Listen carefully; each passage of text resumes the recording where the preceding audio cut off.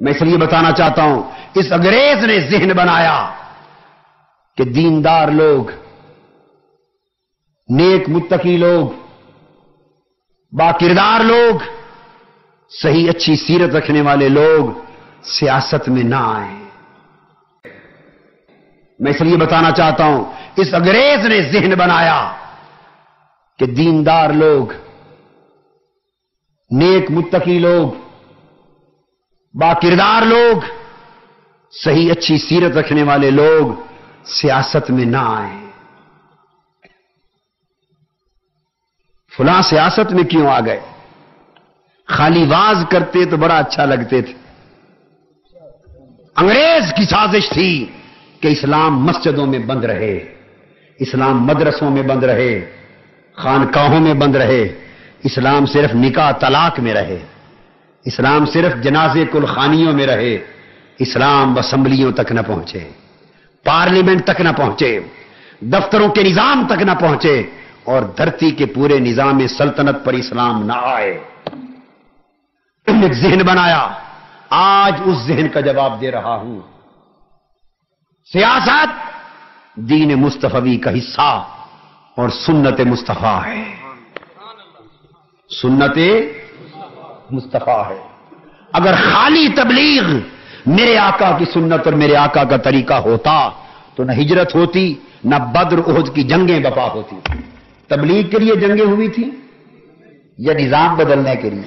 بولیے، تو نظام خالی واز سے بدلتے ہیں یا مقابلے میں میدان عمل میں اترنے سے بدلتے ہیں؟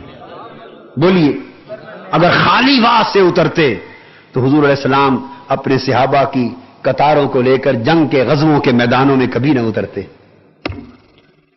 طاغوتی طاقتوں کے ساتھ میدان عمل میں اترنے سے نظام بدلتے۔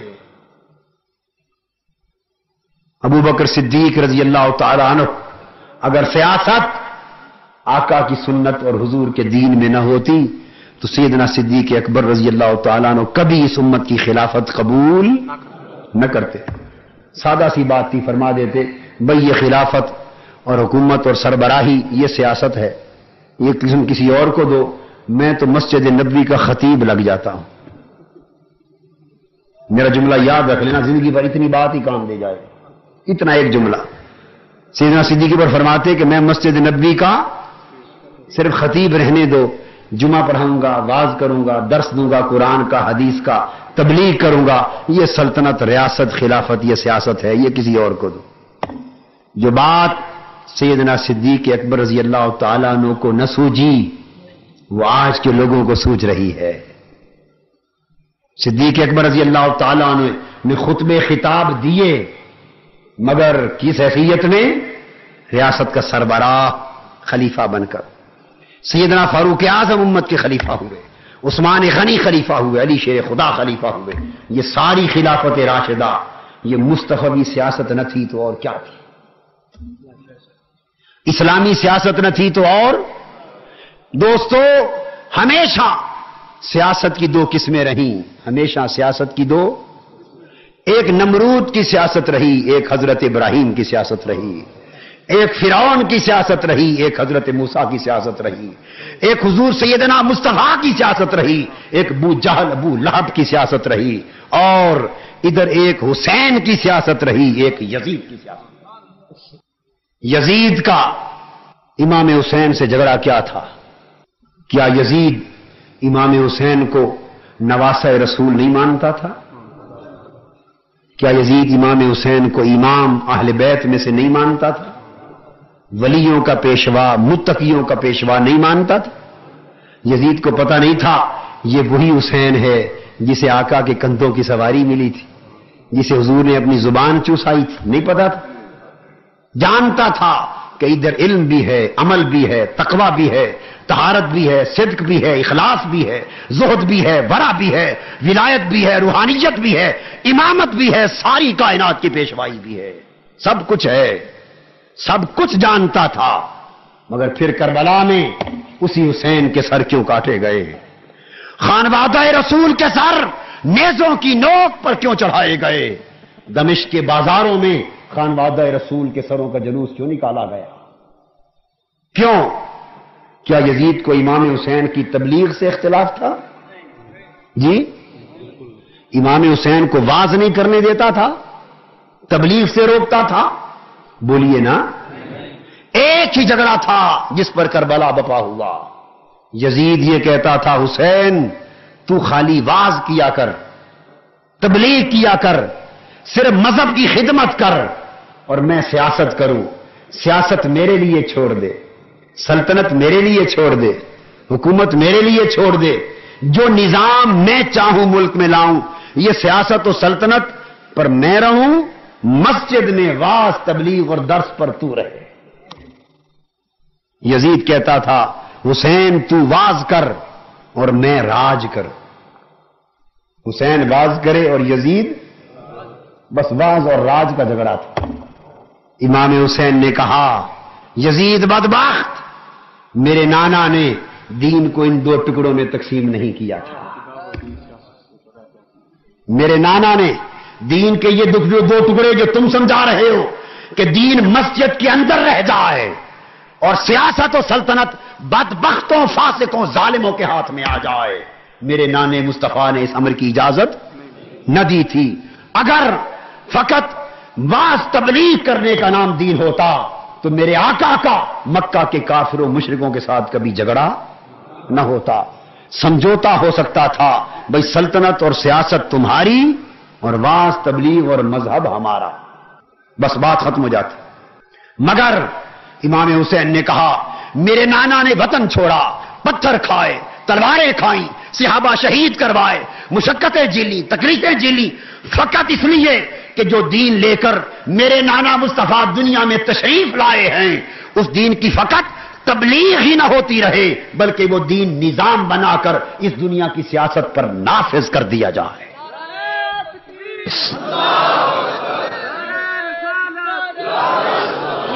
بس اتنا اختلاف تھا۔ جب تک امام حسین امام مدینہ تھے لاکھوں لوگ پیچھے تھے، ان کے قدموں سے بس ہونے والی خاک کے ذرے بھی لوگ آنکھوں کا سرما بناتے حسین حسین ہوتا تھا۔ دنیا حسین کی متوالی تھی جب تک امام مدینہ تھے۔ جب وہی حسین امام کربلا ہوا 72 تن ساتھ تھے گردنیں کٹوانے کے لیے۔ امام حسین نے نہ شہادت کی پرواہ کی، نہ موت کی، نہ تنہا رہ جانے کی، نہ پورا خانوادہ ذبح ہو جانے کی، ہر شے سے بے پرواہ ہو گئے۔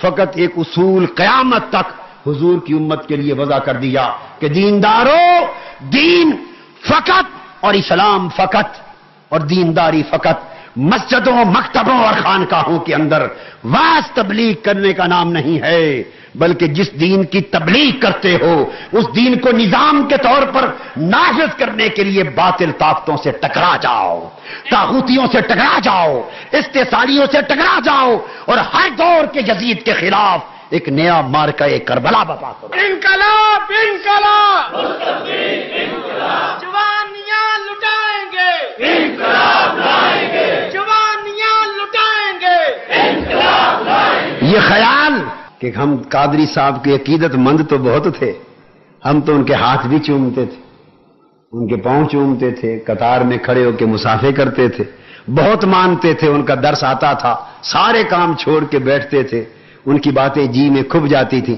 بس یہ اچھا نہیں کہ سیاست میں نہیں آنا چاہیے تھا۔ ہائے ہائے، یہ سبق نصیحت جو مجھے دے رہے ہو مجھ سے پہلے حضور کے نواسے حسین کو بھی دی ہوتی کہ حسین امام تھے کائنات کے، نواسہ رسول تھے، دنیا قدموں کی خاک کا سرما بناتی تھی، مدینہ میں درس دیتے تھے، ساری کائنات فیض پاتی تھی۔ حسین کو کربلا جا کے گردن یزید سے ٹکر نہیں لینی تھی۔ یہ یزیدی تصور دین ہے، حسین کا تصور دین نہیں۔ حسین کا تصور دین وہ ہے کہ جو دین مسجد میں ہے وہی دین اسمبلی میں بھی ہو، جو دین مسجد میں ہے وہی دین سلطنت میں بھی ہو۔ یہ تضاد زندگی کا اللہ اور اللہ کے رسول کو گوارا نہیں ہے۔ 45 سال تک یہ قوم فقط زبان سے نعرے لگانے والی قوم بن گئی ہے، سوچ ڈیولپ ہو گئی۔ میں اس سوچ کا ازالہ قرآن سے کرنا چاہتا ہوں۔ کسی نے قوم کی تربیت نہیں کی. جو نظام کے قائل نہیں انہوں نے تو کرنی نہیں تھی، اور جو نظام کا، اسلام کے نظام کا اور نظام مصطفیٰ کا نام لیتے ہیں انہوں نے بھی تربیت کی جی. ان کو امت کو لڑانے سے بھی فرصت نہیں، وہ تربیت کیا کرے.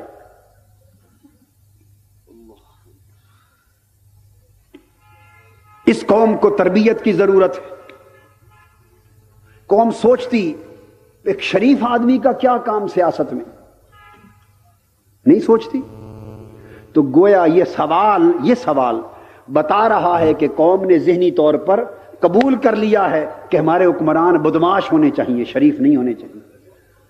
اقتدار پر سیاست کے ذریعے آئیں گے یا مذہب مسجد میں نماز کے ذریعے آئیں گے؟ بولیے. اقتدار کا پروسیس تو سیاست ہے نا. یہ سوال مجھے آپ معنی سمجھا دیں، اگر میں اس کا غلط مفہوم نکال رہا ہوں آپ درست کر دیں. ایک شریف آدمی کا کیا کام آج سیاست سے، یہ کہتے ہیں کہ نہیں؟ اب اس کا مفہوم کیا نکلا؟ مفہوم یہ ہوا کہ سیاست تو بدمعاشوں کا کام ہے، غنڈوں کا کام ہے، سمگلروں کا کام ہے. یہی مطلب ہوا نا. تو شرفاء نکل جائیں، سیاست اس میں سے شریفوں کو نکال لو، تو وہ کیا بچ گیا؟ بدمعاشی رہ گئی. تو گویا قوم یہ فیصلہ کرنا چاہتی ہے کہ ہاں ہمارے اقتدار ہمیشہ بدمعاش رہیں، بدقماش رہیں، غنڈے رہیں، دہشت گرد رہیں، سمگلر رہیں. مفہوم کیا ہے اس کا؟ ایک دیندار شخص کا سیاست سے کیا کام؟ گویا یہ کہنا چاہتے ہیں کہ دین کو سیاست سے نکال لو اور سیاست کو دین سے نکال لو. رسول پاک صلی اللہ علیہ وسلم سے بڑا کوئی سیاسی لیڈر اس کائنات میں ہوا ہے؟ آقا سے بڑا سیاسی لیڈر کائنات میں کوئی تھا؟ پھر حضور علیہ الصلوۃ والسلام کے بعد سیدنا صدیق اکبر سے بڑا کوئی سیاسی لیڈر تھا؟ پھر سیدنا فاروق اعظم سے بڑا کوئی سیاسی لیڈر تھا؟ پھر سیدنا عثمان غنی سے بڑا کوئی سیاسی لیڈر تھا؟ پھر سیدنا علی شیر خدا سے بڑا کوئی سیاسی لیڈر تھا؟ بولیے. قوم کیا چاہتی؟ اگر تو روش مصطفیٰ چاہتی ہے تو سوچ کو بدلنا ہوگا. آگے آ کے دو رخ ہو گئے. آگے آ کر بولیے، ایک حسینی راستہ بن گیا اور ایک یزیدی راستہ بن گیا. یہاں سے امت کی تاریخ میں دو راستے پھوٹے. یزید کا امام حسین سے کیا جھگڑا تھا؟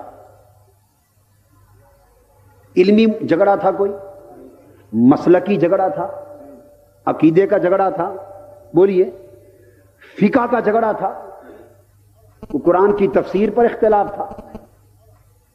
یزید کا کیا اختلاف تھا امام حسین سے؟ کیا یزید امام حسین کو نواسہ مصطفیٰ نہیں مانتا تھا؟ کیا وہ جگر گوشہ فاطمۃ الزہرا نہیں جانتا تھا؟ امام حسین کو ولی اور امام نہیں مانتا تھا؟ اہل بیت کا شہنشاہ نہیں مانتا تھا؟ بولیے. جب یزید یہ سب کچھ مانتا تھا، اختلاف کیا تھا؟ اختلاف فقط سن لیں ایک ہی تھا. یزید کا نقطہ نظر یہ تھا کہ حسین تو اتنا متقی، اتنا پرہیزگار، اتنا عالم، اتنا عابد، اتنا عارف، اتنا زاہد، اہل بیت کا امام، اولیاء کا امام، مصطفیٰ کا نواسہ، اتنی اونچی ہستی، آپ کا کام حکومت اور سلطنت کے ساتھ کیا ہے؟ آپ خالی مسجد میں واعظ کیا کریں، لوگوں کو درس دیا کریں، قرآن کی تبلیغ کیا کریں، آپ واعظ کیا کریں اور میں راج کیا کروں. یزید کا نقطہ نظر یہ تھا کہ حسین فقط واعظ کرے اور یزید راج کرے. یہ نقطہ نظر یزید کا تھا کہ حسین چونکہ بڑے عالی مقام ہیں، لہذا وہ مسجد اور منبر پہ فقط جمعے کا خطبہ دیں، وہ لوگوں کو تبلیغ کریں تاکہ اسلام فقط مسجد کی چار دیواری میں بند رہ جائے. اسلام درس قرآن سے آگے نہ بڑھنا چاہے، اسلام واعظ اور تبلیغ سے آگے نہ بڑھنا چاہے. سلطنت کفر کے نظام پر چلے، سلطنت ظلم کے نظام پر چلے، سلطنت غنڈہ گردی سے چلے، سلطنت لوٹ مار سے چلے، سلطنت بددیانتی سے چلے، سلطنت بے حیائی سے چلے، سلطنت میں شراب چلے، سلطنت میں زنا چلے، سلطنت میں جوا چلے، سلطنت میں ظلم چلے، سلطنت میں کفر چلے، سلطنت کافرانہ نظام پہ چلتی رہے اور حسین جیسے لوگ بھی زندہ رہیں، مگر یہ نظام حکومت کو چیلنج نہ کریں، نظام حکومت سے ٹکر نہ لیں، سیاست کے میدان میں قدم نہ رکھیں۔ حسین فقط مسجد میں لوگوں کو جمع کر کے قرآن کا واعظ دیتا رہے ساری زندگی، اور مسجد سے باہر پورے معاشرے میں یزید کی حکومت کے تحت کافرانہ نظام چلتا رہے، اور یہ امت دو حصوں میں بٹ جائے، مسجد کے اندر کوئی اور نظام چلے اور مسجد کے باہر کوئی اور نظام چلے۔ بس یزید کا یہ فکر تھا۔ امام حسین نے اس کو قبول کیا؟ بولیے، امام حسین اگر قبول کرتے معرکہ کربلا کبھی بپا نہ ہوتا۔ امام حسین اس یزیدی تصور کو قبول کرتے تو کبھی ان کے سر کٹ کے نیزے پر نہ چڑھتے، حسین کبھی سید الشہداء نہ بنتے، یزید کبھی بدبخت قرار نہ پاتا، اسلام کی تاریخ خانوادہ اہل بیت محمد کے ساتھ کبھی رقم نہ ہوتی، اور آج حق اور باطل کا یہ امتیاز انسانیت کو کبھی معلوم نہ ہوتا۔ امام حسین نے یزیدی تصور کو رد کر دیا اور فرمایا یزید میرے نانا فقط مسجد کے اندر بند رہنے والا دین لے کر تشریف نہیں لائے تھے، میرے نانا فقط واعظ اور تبلیغ والا دین نہیں لائے تھے۔ اگر میرے نانا محمد مصطفیٰ صلی اللہ علیہ وآلہ وسلم نے دین کو فقط واعظ میں بند رکھنا ہوتا تو مکہ کے کافروں سے بھی کبھی لڑائی نہ ہوتی۔ اگر میرے نانا مصطفیٰ نے دین کو فقط تبلیغ میں بند رکھنا ہوتا تو کبھی مکہ سے مدینہ ہجرت کرنے کی نوبت نہ آتی۔ اگر میرے نانا نے اگر دین کو فقط درس تک بند رکھنا ہوتا تو کبھی بدر کا معرکہ بپا نہ ہوتا، احد میں کبھی چہرہ مصطفیٰ زخمی نہ ہوتا، کبھی صحابہ کے تن بدن شہید نہ ہوتے، کبھی خندقیں نہ کھدتی، کبھی طائف کے بازاروں میں مصطفیٰ کے جسم لہو لہان نہ ہوتے، اور کبھی یہ خونی مارکے جو آقا دو جہاں کی پوری حیات مبارکہ میں وپا ہوتے رہے یہ نہ ہوتے۔ امام حسین نے یزید کے تصور کو رد کر دیا، فرمایا میں اس دین کی خاطر جو دین میرے نانا لے کے مبعوث ہوئے میں اسے فقط مسجد کے منبر اور محراب تک محدود نہیں رکھنا چاہتا، میں کربلا کی ایک خونی داستان رقم کر کے قیامت تک کے مسلمانوں کے لیے فیصلہ کر دینا چاہتا ہوں کہ جو لوگ دین کو فقط تبلیغ میں بند کرنا چاہیں وہ جان لیں کہ یزید کے پیروکار ہیں، اور حسین کے پیروکار وہ ہیں کہ جو دین کا فقط واعظ نہیں بلکہ کربلا کی داستان رقم کرتے رہے۔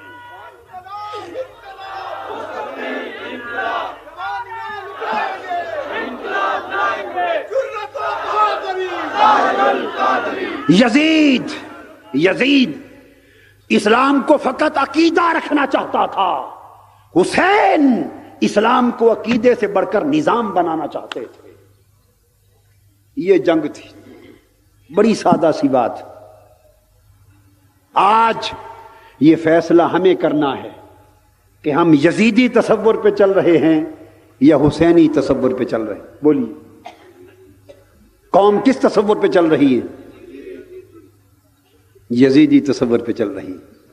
آج قرآن کے اس پیغام کے ذریعے میں مغالطے کی سی گرد کو دور کرنا چاہتا ہوں کہ ہمیں ایک راستہ منافقت کی زندگی چھوڑ دینی چاہیے۔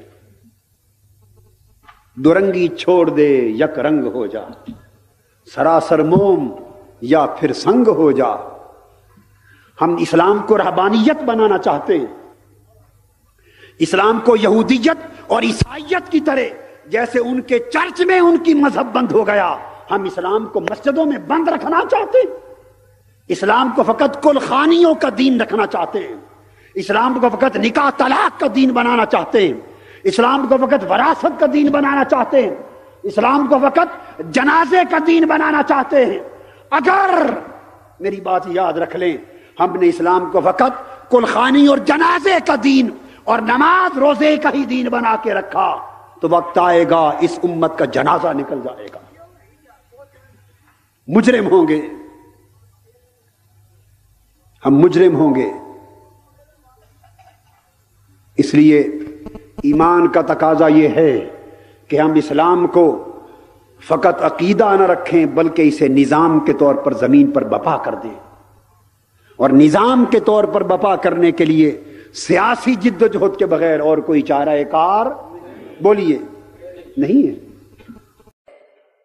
ارے جہاں سے دین نافذ ہونا ہے وہ اسمبلیاں ہیں، ارے جہاں سے دین نافذ ہونا ہے وہ اسمبلیاں ہیں۔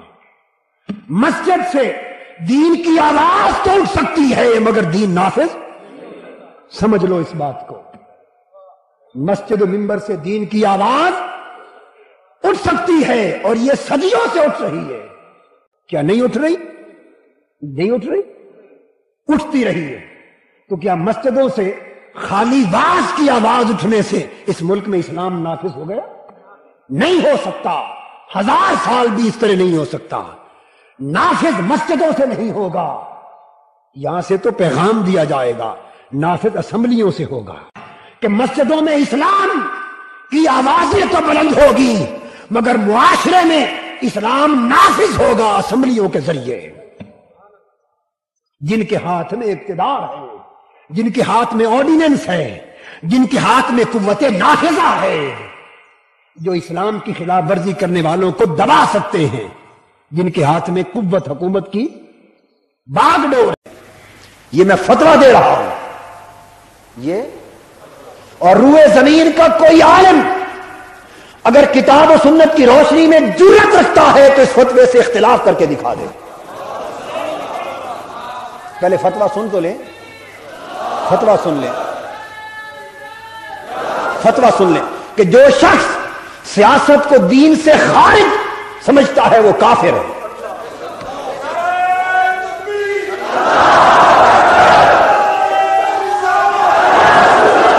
جو شخص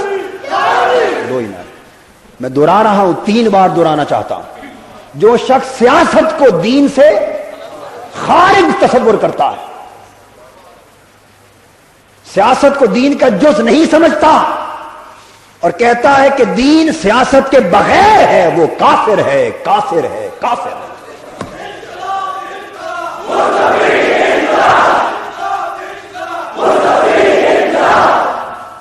اب میری بات سمجھ گیا نا؟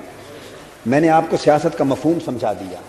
سیاست دین کا وہ حصہ ہے جس کا تعلق دنیا کے نظام کو سنوارنے سے ہے۔ جھوٹ غلاظت کے پلندے کو سیاست نہیں کہتے۔ اسی طرح جن لوگوں نے سیاست اور اقتدار اور نظام دنیا کو اپنی غلاظت کردار کی وجہ سے بدنام کیا تو ان کے گندے عمل کی وجہ سے کیا سیاست کو برا سمجھنے لگیں گے؟ نہیں سمجھیں گے، اس لیے کہ دوست سیاست بھی دین کا جز ہے۔ سیاست کو برا کہنا فی نفسہ ہی دین کو گالی دینا ہے۔ انگریز نے بھی کہا ہاں خبردار اسمبلی میں تمہارے دین کی آواز نہ آئے، معیشت، معاشرت، تہذیب، ثقافت اور سیاست میں دین اسلام کی آواز بلند نہ ہو، پورا معاشرہ دین سے خالی ہو۔ علماء نے بالعموم کہا پھر ہم دین لے کر کہاں جائیں؟ انگریز نے کہا مدرسوں میں بند ہو جاؤ، غریب بچوں کو پکڑو اور 12 سال 10 سال ان کو قال اللہ و قال رسول پڑھا کے مسجدوں کے امام بنا دو، مدرسوں سے نکلیں، مسجدوں میں چلے جائیں اور وہیں سے جنازے اٹھ جائیں۔ جس طرح عالم عیسائیت میں مذہب کے خلاف ایک بغاوت ہوئی اور ان کے مذہب کو چرچ میں بند کر کے رکھ دیا گیا اور پورا معاشرہ مذہب کے اثر سے آزاد کروا لیا گیا، اسی طرح 300 سال کے دور غلامی نے دین اسلام کے علوم کو، فنون کو، معارف کو فقط مسجد، مدرسہ اور خانقاہ اور دربار تک محدود کر کے رکھ دیا۔ اور دربار میں جاؤ ذکر الہی کا نام لو، مسجد میں جاؤ نمازیں پڑھو، اللہ کے دین کا نام لو، جنازے پر نام لو، قرخانی پر نام لو، مدرسوں میں جاؤ خدا رسول کا حکم پڑھو اور سناؤ، مگر خبردار دین حق کی آزادانہ آواز جو میدان بدر میں گونجتی تھی، جو میدان احد میں گونجتی تھی، جو حنین میں گونجتی تھی، جو طائف کے بازاروں طاقتیں کونتی تھی جن سے طاغوتی ابو لہب اور ابو جہل کی طاقتیں لرزہ برندام ہو جاتی تھی، جن سے کیسر و کسریٰ کے محلات لرزہ برندام ہوتے تھے، جن سے کیسر روم لرزہ برندام ہوتے تھے، جن سے نجاشی تک آواز پہنچتی تھی، جن سے شرق سے غرب تک پورا یورپ ڈرتا تھا، تھراتا تھا، خبردار دین کی وہ انقلابی آواز کہیں گونجنے نہ پائے۔ زکاتیں لو، چندے لو، جمعرات کی روٹیاں لو، بچوں کو کھلاؤ، دین پڑھاؤ، تاکہ ان کے اندر پست ہمتی پیدا ہو، ذہن کی وسعت نکل جائے، ذہن کی وسعت اور ذہن کی ہماگیریت اور فکر میں جرأت اور اس کی آزادی ختم ہو جائے۔ وہ بیچارے غریب مدرسوں سے نکلیں اور سمجھیں یہی غنیمت ہے کہ قال اللہ و قال رسول کر رہے ہیں، یہی غنیمت ہے اللہ رسول کا نام تو لے رہے ہیں، یہی غنیمت ہے اللہ رسول کا ذکر حکم قرآن حدیث پڑھا تو رہے ہیں، بس وہ پڑھاؤ اور مسجدوں میں جا کے سناؤ، ختم، خلاص۔ اس کے بعد کوئی مولوی سیاست کی طرف نہ آنے پائے۔ دین کا نام لینے والوں کو مولوی کی ٹرم دے دی گئی۔ کوئی مولوی معاشی نظام کی بات مت کرے، سیاسی نظام کی بات مت کرے، آئین کی بات مت کرے، اسمبلی کی بات مت کرے، پارلیمنٹ کی بات مت کرے، نظام بدلنے کی بات مت کرے۔ نظام کا کنٹرول واشنگٹن یعنی کفر کے ہاتھ میں ہوگا، مسجد کا کنٹرول عرش والے رب کے ہاتھ میں ہوگا۔ یہ نظام زندگی تقسیم کر دیا گیا۔ لوگوں، شعور کی آنکھ کھولو، آزاد کرو اپنے ذہنوں کو غلامی کی زنجیروں سے۔ ایک بدترین غلامی میں تو یہ قوم مبتلا ہے۔ تمہارا دین غلام ہے، تمہارا مذہب غلام ہے، روحانیت غلام ہے، اخلاق غلام ہے، معیشت غلام ہے، سیاست غلام ہے، تہذیب و ثقافت غلام ہے، تم سارے غلام ہو۔ اٹھو، اس یکسر ہمہ کی غلامی کی زنجیروں کو توڑنے کے لیے انقلاب اور جہاد کو پیکر بن کے کھڑے ہو جاؤ۔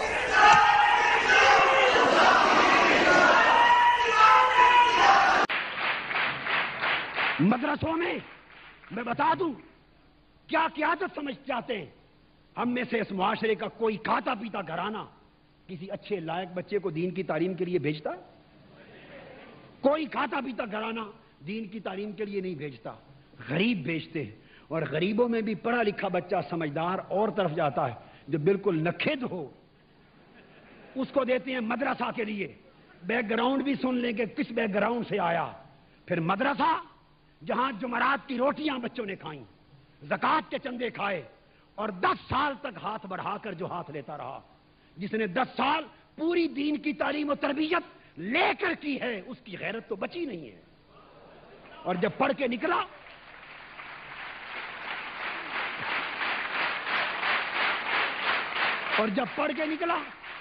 جب مدرسہ سے نکلا، علامہ کہتے ہیں گلا تو گھونٹ دیا اہل مدرسہ نے تیرا، کہاں سے آئے صدا لا الہ الا اللہ۔ گلا تو گھونٹ دیا اہل مدرسہ نے تیرا، کہاں سے آئے صدا لا الہ الا اللہ۔ آج غزالی پیدا کرنا ہے، رومی پیدا کرنے ہیں، رازی پیدا کرنے ہیں، پورے نظام تعلیم کو بدلنا ہوگا، درس کے پورے نصابوں کو بدلنا ہوگا، معاشی سماجی نظام کو بدلنا ہوگا۔ اچھا دماغ جائے گا، اچھا ماحول پائے گا، اور لے کر کھانے کی بجائے دینی قیادت جب تک لینے کی بجائے دینے والی نہیں بنتی، وہ انقلاب کے قابل نہیں ہو سکتی۔